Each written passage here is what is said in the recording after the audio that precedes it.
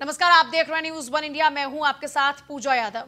बारूद के ढेर पर बागपत। जी हां, इस वक्त न्यूज़ वन इंडिया पर सबसे बड़ी खबर आप देख रहे हैं। दरअसल बागपत से सांसद सत्यपाल सिंह ने कटघरे में खड़ी की है बागपत पुलिस की कार्यप्रणाली। आरोपियों को छोड़कर बेगुनाहों को पकड़ती है बागपत पुलिस। बागपत से सांसद हैं सत्यपाल सिंह, जिनके सनसनीखेज आरोप हैं। कटघरे में खड़ी की है बागपत पुलिस की कार्यप्रणाली। वो कहते हैं कि बागपत के गांव-गांव में हथियारों की मंडी चल रही है। आरोपियों को छोड़कर पुलिस बेगुनाहों को पकड़ने का काम करती है। बागपत के गांव-गांव में हथियारों की मंडी चल रही है। बागपत से सांसद सत्यपाल सिंह और इतने गंभीर आरोप लगा रहे हैं पुलिस की कार्यप्रणाली के ऊपर। बढ़ता अपराध बागपत पुलिस की ही नाकामी है। दरअसल सत्यपाल सिंह का अपना जो बैकग्राउंड है वो भी पुलिस महकमे से ही है। महाराष्ट्र की जिम्मेदारी को संभाला है सत्यपाल सिंह ने और अब राजनीति में हाथ जब आजमा रहे हैं, दूसरी बार भी जीत हासिल की है और अब पुलिस की कार्यप्रणाली के ऊपर सवाल दाग रहे हैं। उनका कहना यह है कि बागपत में जो हालात इस वक्त हैं लॉ एंड ऑर्डर के, उसकी वजह है पुलिस प्रशासन की खुद की नाकामी। अवैध शराब पर भी धरना प्रदर्शन के बाद ही पुलिस कार्रवाई करती है। गौकशी के मुलाजिमों को बचाती है बागपत पुलिस। ये सत्यपाल सिंह के बड़े ही गंभीर आरोप हैं। अवैध हथियारों के खिलाफ बागपत में अभियान तक क्यों नहीं? पुलिस की कारगुजारी से सीएम योगी को पत्र लिखकर इस पूरी जानकारी को दिया जा चुका है।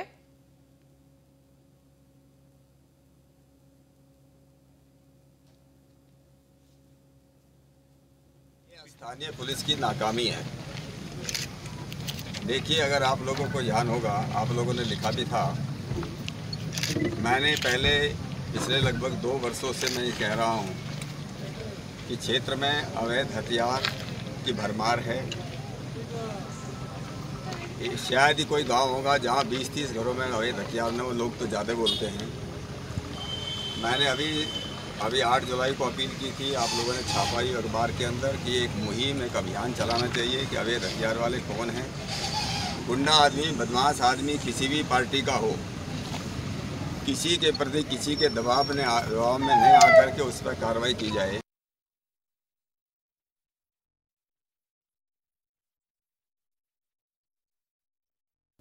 देखिए, आरोपियों को छोड़कर बेगुनाहों को पकड़ती है बागपत पुलिस। गौकशी के मुलाजिमों को बख्शती है पुलिस। अवैध हथियारों के खिलाफ बागपत में अभियान अब तक क्यों नहीं? देखिए, हर जगह पर जहां पर भी ऐसा हो रहा है वहां हर जिले में अभियान चलाए जा रहे हैं और तमाम जो गैंगस्टर्स हैं, जो भी गौकशी करने वाले हैं, उनको तमाम लोगों को धर दबोचा जा रहा है। लेकिन बागपत से सांसद हैं सत्यपाल सिंह, जो आरोप उनकी ओर से लगाए गए वो बेहद सनसनीखेज आरोप हैं। कटघरे में खड़ा कर दिया उन्होंने पूरी बागपत की पुलिस व्यवस्था को। इतने गंभीर आरोप उनकी ओर से लगाए जा रहे हैं। आरोपियों को छोड़कर बेगुनाहों को पकड़ते। सबसे खास बात यह है कि हाल ही में बागपत में जिस तरीके से 3 हत्याएं हुई हैं, उसके बाद तो और ज्यादा सवाल उठ जाते हैं। खुद बीजेपी के नेता की हत्या सरेआम कर दी जाती है।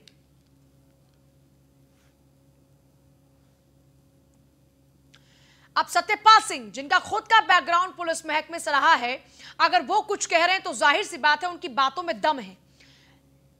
बागपत में गांव-गांव में हथियारों की मंडी है। जब वहां के सांसद ये बात कह रहे हैं तो आप समझ लीजिए कि मामला कितना गंभीर है। और इसीलिए सवाल पूछता है न्यूज़ वन इंडिया, बागपत में किसके संरक्षण में फल फूल रहा है अवैध हथियारों का धंधा? क्या वाकई बागपत में गांव-गांव में हथियारों की मंडी है? क्या वाकई बारूद के ढेर पर इस वक्त बागपत बैठा हुआ है? बागपत के सांसद सत्यपाल सिंह के आरोपों में कितना दम है आखिरकार? क्या बागपत के एसपी अजय सिंह को जो जिम्मेदारी सौंपी गई है वो उसको बखूबी निभा नहीं पा रहे हैं? क्या यूपी के डीजीपी साहब को नहीं दिखती है बागपत की पुलिस?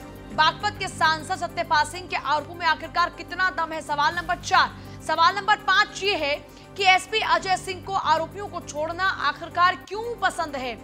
अजय सिंह एसपी हैं बागपत के और एसपी के ऊपर ही ये गंभीर आरोप लग रहे हैं, क्योंकि देखिए, बागपत के सांसद ये कह रहे हैं कि पुलिस की शय पर सब कुछ चल रहा है। बागपत के एसपी अजय सिंह के नेतृत्व में ही क्या हथियारों की मंडी फल फूल रही है? ये कहते हैं सत्यपाल सिंह कि हर जगह पर हथियारों की मंडी है, घर घर में हथियार है। सपा के नेता, सपा प्रवक्ता अनुराग भदौरिया हमारे साथ में हैं। अनुराग भदौरिया जी, बहुत बहुत स्वागत। आवाज पहुंच रही है आप तक? जी धन्यवाद। ये बागपत का विषय तो आपके संज्ञान में होगा ही। वहां के सांसद महोदय ही पुलिस व्यवस्था पर सवाल दाग रहे हैं।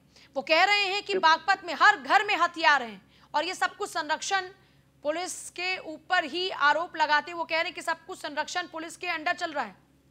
देखिए, ये कोई पहली बार कोई सांसद इतनी बड़ी बात नहीं बोल रहा है। वो सांसद पहले मंत्री भी थे और केंद्र सरकार में भी मिनिस्टर थे।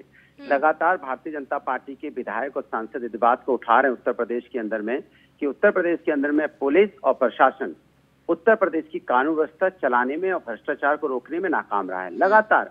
हालांकि पुलिस के ऑफिसर भी कई बार इस बात को उठा चुके हैं। ईमानदार जो ऑफिसर आईपीएस ऑफिसर है, उन्होंने कई बार ये भी लिखा है कि किस तरह उन्होंने रेट लिस्ट भी जारी की थी कि भ्रष्ट ऑफिसर कितना रेट पे पैसा देके अपनी पोस्टिंग पाते हैं। क्योंकि अब सरकार को मालूम है ये सब चीजें, उसके बाद भी सरकार टीम 11 पता नहीं क्या करती है, आज तक किसी को नहीं पता। उत्तर प्रदेश की सरकार सिर्फ और सिर्फ भारतीय जनता पार्टी की सरकार जाति धर्म की राजनीति में व्यस्त रहती है। उसको कोई लेना देना नहीं है कि कोरोना से लोगों की मौतें हो रही हैं, कोरोना हमारे प्रदेश में या देश में बढ़ रहा है, उन्हें कोई लेना देना नहीं है कि हथियारों की फैक्ट्री घर घर में है कि नहीं है, उन्हें कोई लेना देना नहीं है कि महिलाओं पर अत्याचार बढ़ रहा है, हो रहा है, उन्हें कोई मतलब नहीं है कि आज किसान आत्महत्या कर रहा है और बेरोजगार आत्महत्या कर रहा है, कोई मतलब ही नहीं है।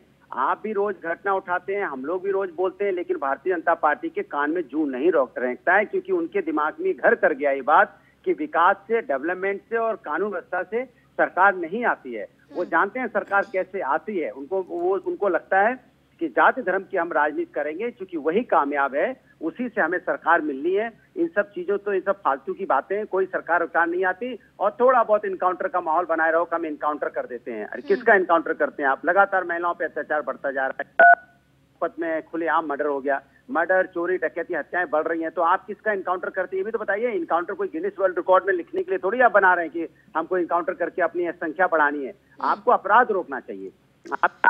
धर्मवीर चौधरी भी जुड़ गए हमारे साथ में बसपा से। धर्मवीर जी, किसके संरक्षण में चल रहा है पूरा का पूरा कारोबार हथियारों का ये बागपत में? देखिए, बड़े शर्म की बात है कि भारत सरकार के पूर्व केंद्रीय मंत्री और 2-2 बार के सांसद और खुद पुलिस की सेवा में आईपीएस रहे और मुंबई के पुलिस कमिश्नर रहे, वो मुख्यमंत्री जी को रिटर्न में चिट्ठी लिख चुके हैं कि यहाँ पर घर घर में अवैध हथियार हैं और पुलिस कान में तेल डाल के सो रही है उत्तर प्रदेश की, और सरकार जो है रजाई ओढ़ के सो रही है। 2022 में ये जो इनकाउंटर, ये जो फर्जी इनकाउंटर कर रहे हैं, 2022 में जनता इस बीजेपी की सरकार का इनकाउंटर कर देगी और इनके भी पैर में गोली लगेगी। जनता वोट की ताकत से मारेगी इनको। पूजा जी, आज प्रदेश में गुंडा राज चल रहा है, कोई सुनने वाला नहीं है। ये सांसद चिल्ला रहे हैं, विधायक चिल्ला रहे हैं, बीजेपी के विधायकों को धरने पे बैठना पड़ता है जब जनप्रतिनिधि की कोई सुनवाई नहीं हो रही है, तो आम पब्लिक का क्या हाल होगा? तो ये प्रदेश की जनता जो है। मेरा इस बीच एक सवाल है, सवाल ये है कि बीजेपी के सांसद खुद आवाज उठा रहे हैं ना, वो तो कहते हैं ये लोकतांत्रिक प्रक्रिया है। खुद अगर उनके सांसद ये कह रहे हैं कि ये पुलिस महकमे की नाकामी है, पुलिस महकमे की नाकामियों के चलते बागपत के अंदर क्राइम लगातार बढ़ रहा है, इसके क्या मायने हैं? इसका क्या मकसद हो सकता है?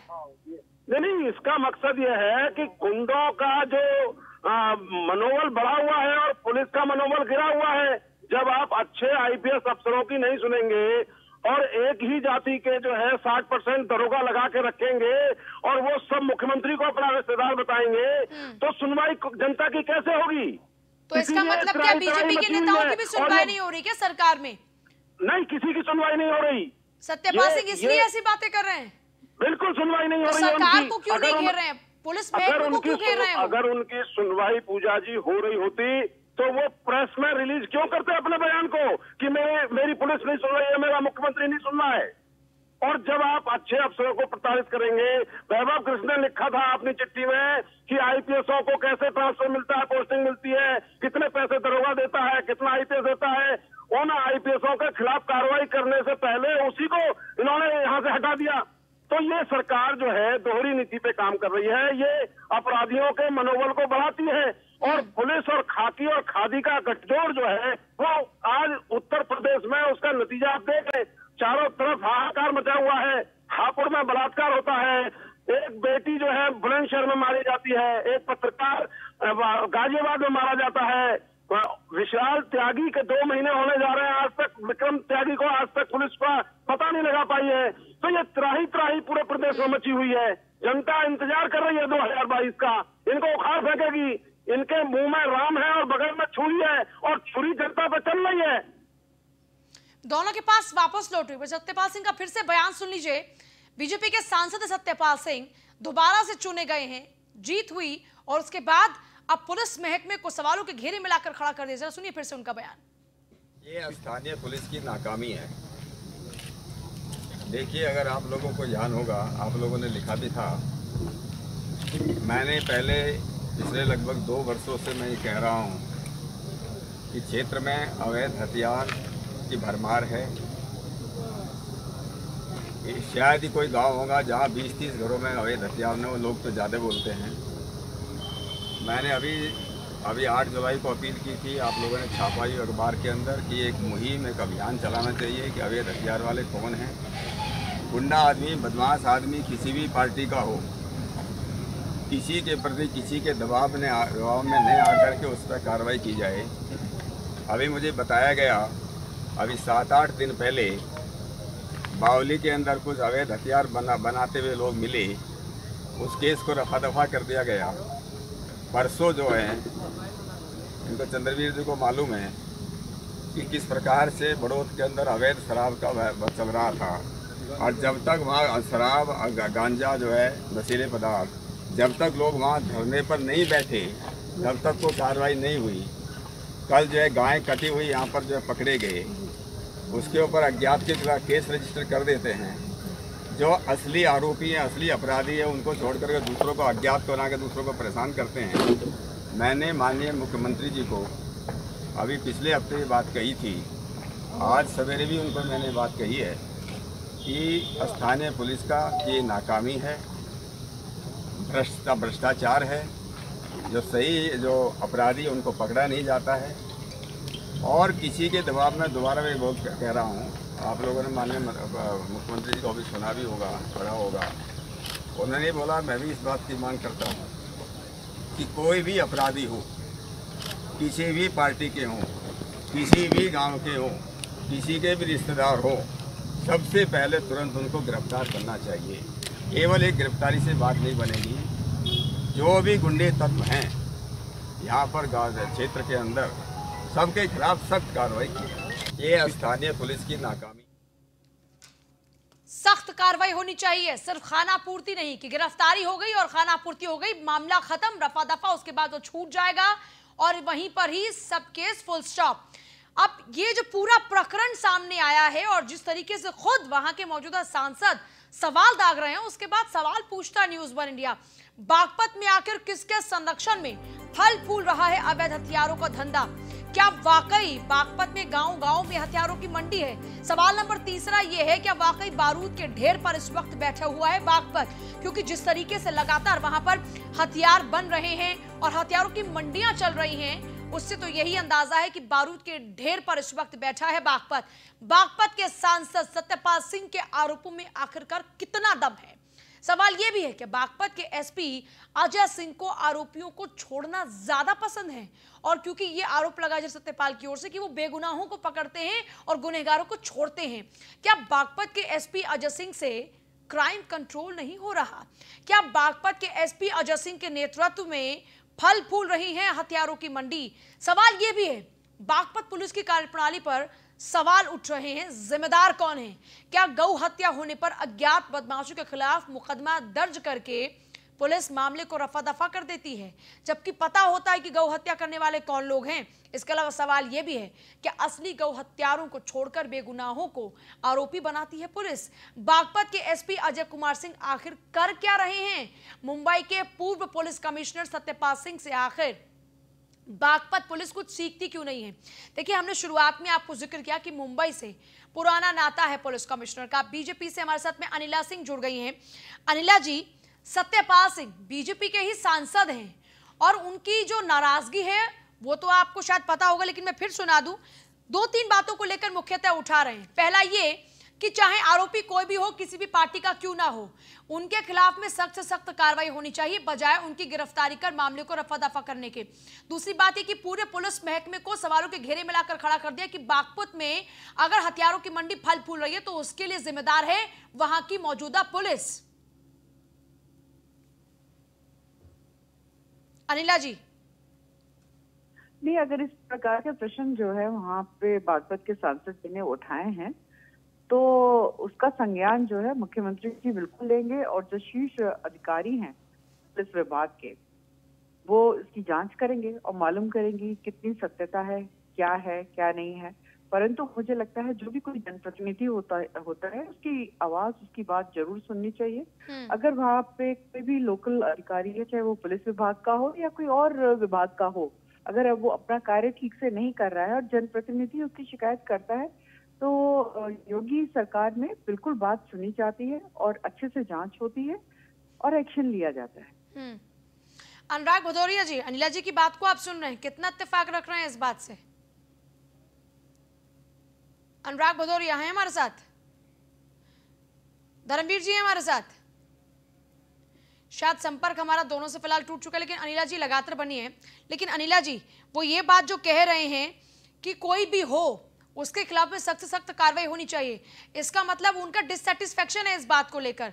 इसका मतलब वो इस बात को लेकर बहुत श्योर है कि बागपत में अगर कोई नेता है किसी पॉलिटिकल पार्टी का या फिर कहीं व्हाइट कॉलर से उनका संबंध है तो ऐसे लोगों को पुलिस बचा रही है। इसका मतलब तो यही हुआ। देखिए, इस पर मैं भी कुछ टिप्पणी नहीं करूंगी, ये जांच का विषय है। जनप्रतिनिधि हैं सतपाल सिंह जी, उन्होंने एक इशू को रेज किया है, आवाज उठाई है, तो उस पर बिल्कुल जांच होनी चाहिए, इसमें कोई दो राय नहीं है। अगर वो अधिकारी जो है, कप्तान जो है जिले के, अगर वो ठीक से कार्य नहीं कर रहे हैं तो उसकी जांच होकर जो भी कदम उठाना है सरकार को उठाना चाहिए। सुरेंद्र राजपूत हमारे साथ जुड़ गए हैं कांग्रेस से। सुरेंद्र राजपूत जी, सत्यपाल सिंह जो बात कह रहे हैं, आप उसका आशय क्या निकाल पा रहे हैं? कहना क्या चाह रहे हैं सत्यपाल सिंह? देखिए, सत्यपाल सिंह जी की हिम्मत नहीं हो पा रही है कि गृह मंत्री और मुख्यमंत्री का इस्तीफा मांगे, इसलिए वो एसएसपी का इस्तीफा मांग करके, चूंकि भारतीय जनता पार्टी के सांसद हैं, उत्तर प्रदेश में अब भारतीय जनता पार्टी की सरकार के समय अपराधी इतने बेखौफ हो गए हैं कि जो उन भारतीय जनता पार्टी समर्थक अपराधियों के साथ भारतीय जनता पार्टी के लोग नहीं, उनकी भी हत्या कर दे रहे। आपके सामने है। सत्यपाल सिंह जी का तो स्पष्ट मेरे ख्याल से उन्हें कहना चाहिए कि उत्तर प्रदेश की सरकार नाकारा है, निकम्मी है, इस सरकार को इस्तीफा देना चाहिए। अनिला जी, सुरेंद्र जी, देखिए अपोजिशन में है तो वो बिल्कुल ये बात कहेंगे, कहना भी चाहिए। ये लोकतंत्र की एक प्रक्रिया है कि जो विरोधी दल होता है वो अपनी आवाज उठाते हैं।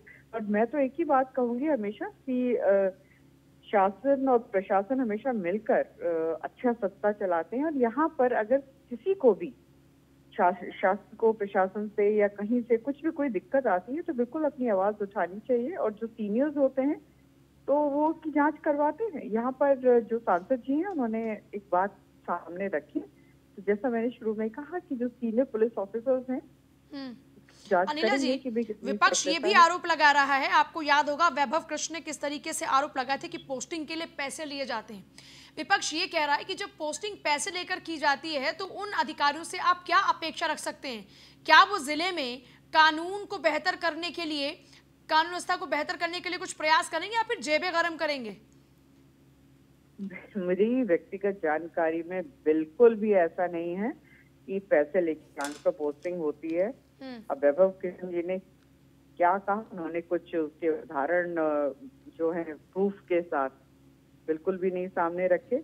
तो जो उन्होंने कहा, क्यों कहा, किसे क्या, उसका उत्तर तो वो खुद ही दे पाएंगे, उसका उत्तर मैं नहीं दे सकती हूँ। मैं इतना जानती हूँ पैसे अच्छा, मैं आपको रोक रही हूँ अनिला जी, और सुरेंद्र जी बने रहेगा हमारे साथ में। बागपत के इकलौते सांसद नहीं है सिर्फ, बल्कि बागपत पुलिस पर केंद्रीय राज्य मंत्री संजीव बालियान भी सवाल दाग रहे हैं। सुनिए।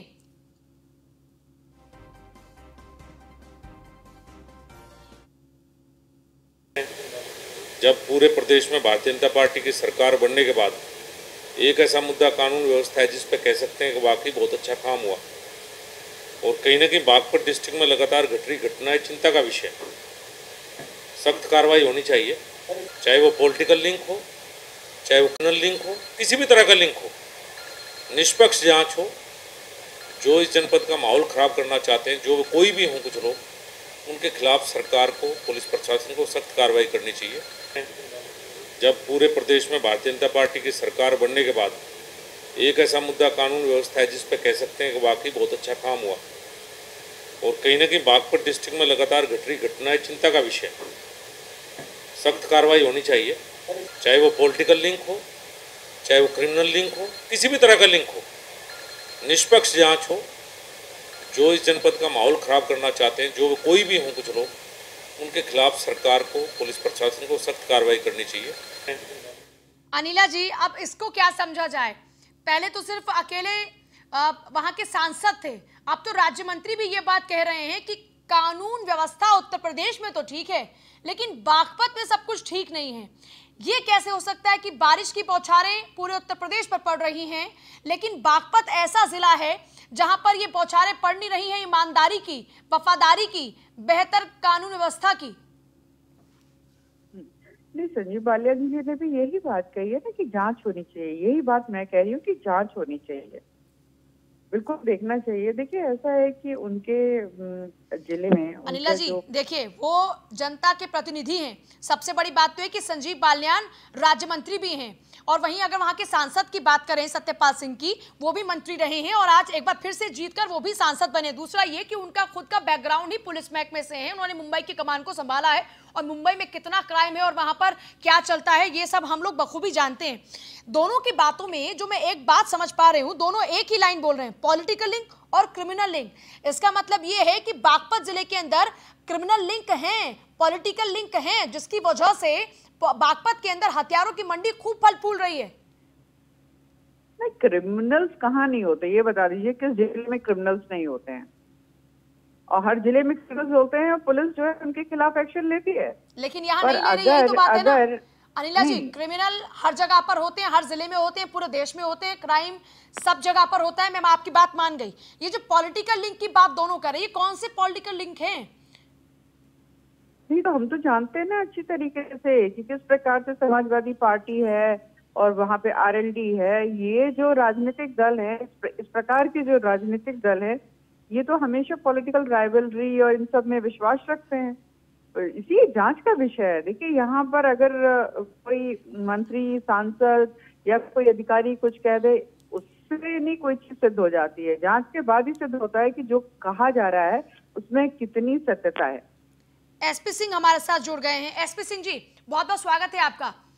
जी एसपी सिंह जी, जो बागपत में अब बहुत ज्यादा कंट्रोवर्सी हो रही है, खुद वहां के सांसद, राज्य मंत्री इस बात को कह रहे हैं कि वहां पर कुछ पॉलिटिकल लिंक हैं और बेगुनाहों को बचाया नहीं जा रहा, बल्कि बेगुनाहों को फंसाया जा रहा है, गुनहगारों को बचाया जा रहा है। ये बागपत की हिस्ट्री है क्या? क्या वाकई वहां पर कुछ ऐसी चीजें हैं? एग्जैक्टली बागपत की बात क्यों करते हैं आप? पूरे प्रदेश की बात करिए ना। पूरे प्रदेश में जो आज हालात हैं वो किसी से छुपे नहीं है। देखिए, जो अपराध हैं वो हर सरकारों में हुए हैं, हर सरकार में होंगे। नहीं, वर्तमान सरकार ने तो टोल क्लेम्स किए थे ना, बड़े बड़े वादे किए थे ना, इसलिए यहाँ आश्चर्य होता है। इसलिए इनसे डिमांड की जाती है कि आपने टोल क्लेम किए और आप फेल हो गए। हर प्रदेश में, हर जिले में। और देखिए, विरोधी विपक्षी मारे जाते हैं, सब चुप रहते हैं। अब तो सत्ता पक्ष के लोग ही मारे जा रहे हैं, उनका मर्डर हो रहा है, तो सरकार रोक नहीं पा रही है। तो क्या यही वजह है कि सत्ता पक्ष के लोगों पर जब खतरा मंडराने लगा तो जुबान सबकी खुलने लग गई? और संजीव बालियान और सत्यपाल सिंह भी डरे हुए हैं क्या बीजेपी नेता की मौत के बाद में? इसका ये मायने निकाले जाए क्या? देखिए, पुलिस प्रशासन पर डालना हर पॉलिटिशियन को सबसे इजी टारगेट होता है। अरे, जब लगाम कमजोर है, जब आपका इकबाल नहीं है प्रदेश के अंदर, इकबाल जो शुरू में था वो जीरो हो गया आज इकबाल, तो फिर प्रशासन भी तो ढीला हो जाएगा ना। राजनीतिक लोकतंत्र के अंतर्गत अगर नेतागण, मंत्रीगण अपने दायित्व को खाली ये झाड़ दें कि पुलिस प्रशासन की कमजोरी है, तो ये तो निकम्मापन है। ये किसी की हिम्मत नहीं है कि ये कह दे कोई मंत्री या कोई सांसद वहां पे कि ये वास्तव में योगी जी के स्तर पे कमी है। ये हिम्मत नहीं है इन लोगों की। पार्टी से बाहर निकाल दिया जाएगा, चला जाएगा इनका मंत्री पद, चला जाएगा इनका सांसद पद। लोग मर रहे हैं, सत्ता पक्ष के लोग मर रहे हैं, तमाम लोग सत्ता पक्ष के। कानपुर में जो कानून का या कानून के रखवालों का यानी पुलिस महकमे का अपना कोई इकबाल नहीं है, वो सरकार पर डिपेंड है। पुलिस खुद मारी जा रही है। बिकरू कांड में क्या हुआ? नहीं, पुलिस का मनोबल खुद टूटा हुआ है। पुलिस महकमे के खुद लोग भी संलिप्त थे ना। पुलिस महकमे के कुछ लोगों ने अपने स्वार्थों की पूर्ति के लिए अपने ही लोगों की भेंट चढ़वा दी। देखिए, सही बात यह है कि अगर गुंडा है और हमारा है तो 100 खून माफ, और गुंडा है किसी और पक्ष का है तो उसको फांसी चढ़ा दो, एनकाउंटर कर दो। जब ये दोहरी नीति होगी, दोगला चरित्र होगा, तो कभी भी दंगा या हत्या या अपराध रुक नहीं पाएगा। इस प्रदेश का यही हाल है। जितने गुंडे हैं आज वो सत्ता पक्ष के साथ हैं, इसलिए मान के चलिए कि हत्याएं, अपराध, बलात्कार, अपहरण, लूट ये बंद नहीं हो पाएगा। बहुत शुक्रिया एसपी सिंह जी आपका बातचीत के लिए। सांसद के आरोपों पर बागपत एसपी चुप्पी साधे बैठे हैं। बागपत एसपी को हम लगातार फोन कर रहे हैं लेकिन साहब फोन नहीं उठा रहे हैं। न्यूज़ वन इंडिया लगातार एसपी अजय कुमार सिंह से संपर्क साध रहा है क्योंकि देखिए बहुत ही गंभीर आरोप हैं और जब अधिकारी चुप्पी साध जाएं या फिर जब उनके पास जवाब ना देते बने तो इसको क्या कहा जाए, इसके क्या मायने निकाले जाएं। सांसद के आरोपों पर बागपत एसपी ने अब चुप्पी साध ली है। इससे ज्यादा और शर्मनाक क्या हो सकता है? सबसे बड़ा सवाल यह है बागपत जिले में हथियारों की मंडी है और हथियारों की मंडी फल फूल रही है। ऐसा हम नहीं कह रहे हैं, ऐसा वहां के नेता कह रहे हैं, खुद संजीव बालियान कह रहे हैं, खुद सत्यपाल सिंह कह रहे हैं। और जिस तरीके से उनकी ओर से ये बातें की जा रही हैं उसके बाद ये अंदाजा साफ तौर पर लगाया जा सकता है कि इस वक्त लगता है कि वो नेता भी खुद खतरे में है क्योंकि जिस तरीके से अभी हाल ही में खुद बीजेपी के जो पूर्व जिला अध्यक्ष हैं उनकी हत्या कर दी जाती है सरेआम, और ये तीसरी हत्या थी। उसके बाद शायद ये लोग भी डरे हुए हैं। सुरेंद्र राजपूत जी, ये जो दोनों ही बड़े बड़े दिग्गज नेता, क्योंकि अगर बागपत की बात की जाए या फिर संजीव बालियान की कॉन्स्टिट्यूएंसी की बात की जाए, दोनों ही कॉन्स्टिट्यूएंसी में चुनाव जीतना अपने आप में एक बड़ी अचीवमेंट थी। और उसके बाद इन नेताओं को भी क्या डर लग रहा है क्या अब? सुरेंद्र राजपूत जी हैं क्या हमारे साथ? अनिला जी आप हैं क्या हमारे साथ?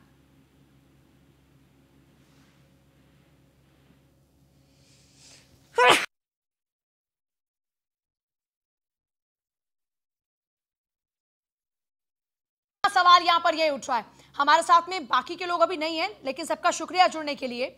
सबसे बड़ी बात यहां पर अब यही है कि बागपत के अंदर पुलिस का इकबाल खत्म हो चुका है या फिर पुलिस का इकबाल बुलंद तो है लेकिन गुनहगारों में, क्योंकि गुनहगारों को अब डर नहीं लगता है पुलिस से।